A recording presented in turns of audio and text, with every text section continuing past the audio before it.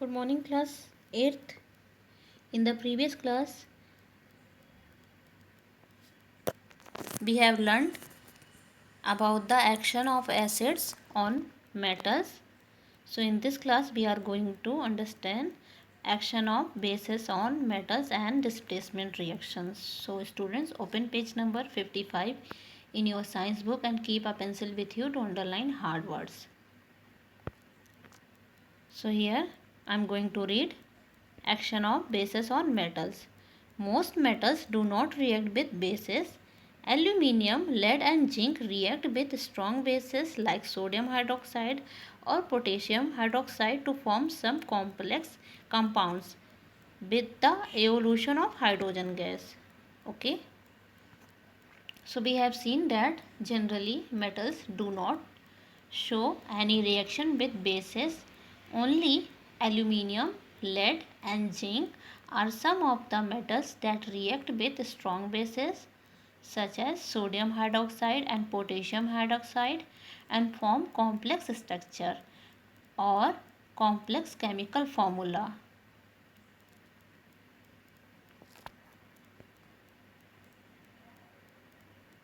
And they evolve hydrogen gas from the reaction.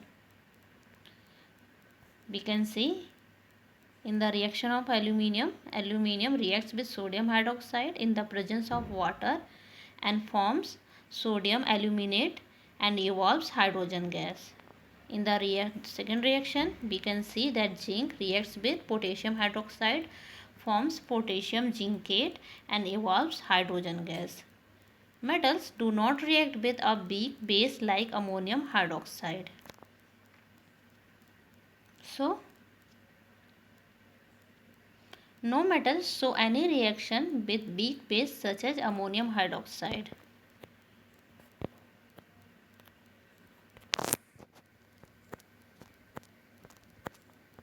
You can see the formula of ammonium hydroxide NH4OH.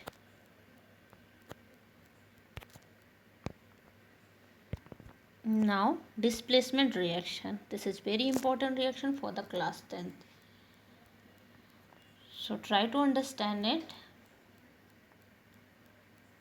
Before we discuss displacement reaction, let us first understand the reactivity series of metals. In this reactivity series, the most reactive metal is placed at the top, whereas the least reactive metal is placed at the bottom as shown in table 4.5. So here students, you have to underline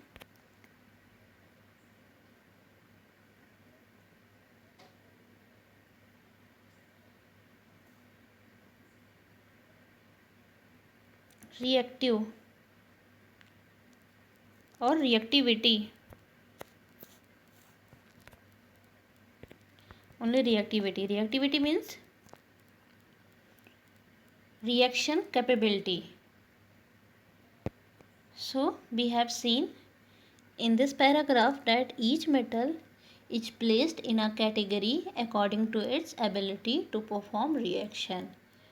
This category or series is known as reactivity series of metals. The metal that can react with much capacity is placed at the top of this series, and the metal that cannot react with much capacity is placed below this series.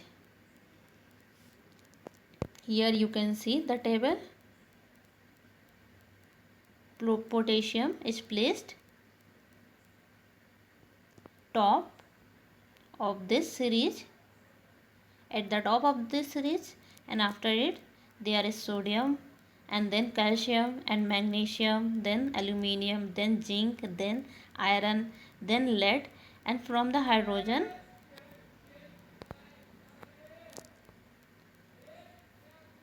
all the less reactive metals are starts are started from here. So hydrogen is less reactive, then copper, then silver, then gold, and then platinum. Platinum is placed below in this series.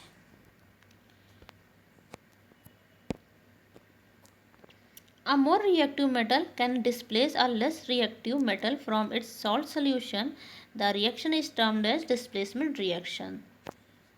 So, a metal in that reactivity is very high, that metal replaces any other metal from its salt solution which has very low reactivity.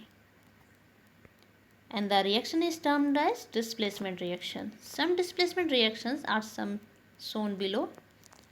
When iron reacts with copper sulfate, so iron displaces copper from its solution and forms ferrous sulfate, and here you can see that copper is displaced.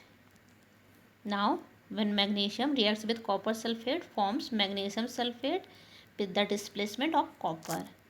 Zinc reacts with copper sulfate, forms zinc sulfate with the displacement of copper. A less reactive metal, on the other hand, cannot displace more reactive elements from its salt solution, as shown below. As a result, there is no reaction between iron and zinc sulfate, copper and magnesium sulfate, etc. So, on the other hand, the metal whose reactivity is very low, it cannot remove the metal from its solution, which would have very high reactivity. And for this reason, when a less reactive metal reacts with the solution of a more reactive metal, there is no reaction between them. So here we can see that when iron reacts with zinc sulfate, as we can see that iron is located below to zinc. Iron is here and zinc, you can say that zinc is here. So we can see that iron is placed below zinc. Because of this, there is no reaction between them. And when copper reacts with magnesium sulfate, so here we can see in this series that copper is located below to magnesium, and that's why there is no reaction between them. And the third, when zinc reacts with calcium sulfate, so here we can see that zinc is located below calcium, and that's why no reaction will happen between them. Now you can turn the page. Activity 4.3. Here is an activity. So here is an aim or an objective to observe displacement reaction procedure. Take 5 beakers with about 50 cc of water in each and label them as first, second, third, fourth and fifth. So students, you have to take 5 beakers and you have to add some amount of water in them, and you have to label them or mark them as first, second, third, fourth and fifth. Now dissolve about 2 gram of each substance given below in the beaker as shown in figure 4.5. Stir the content in each beaker and record your observations. So you have to, you can see these substances, you have to add these substances in the beaker and you have to stir after adding these substances, and after it you have to observe that what will you get. So here in beaker 1, iron nail plus copper sulfate. In beaker 2, iron nail of filling with copper sulfate. Beaker 3, copper turning with iron sulfate. Beaker 4, copper turning with magnesium sulfate. And beaker 5, zinc granule plus copper sulfate. Why do you see no change in beaker 3rd, 2nd, 3rd and 4th? Why? While copper precipitate in beaker 1st and 5th with the formation of iron sulfate and zinc sulfate respectively. Okay, in the process the blue color of copper sulfate disappear in beaker 1st and 5th. In the 1st and 5th beaker, as we can see that iron and zinc are located above copper.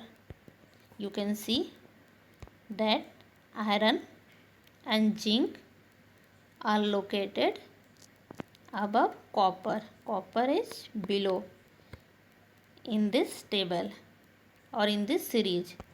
So due to this, the reactivity of iron and zinc is higher than copper, and this is why both iron and zinc are replacing copper sulfate from its solution and fade the blue color of copper sulfate in first and fifth beaker. But in second, third and fourth, we can see that iron is less reactive than zinc, copper is less reactive than iron, and copper is less reactive than magnesium. You can see in this table that copper is lower than zinc, iron, magnesium.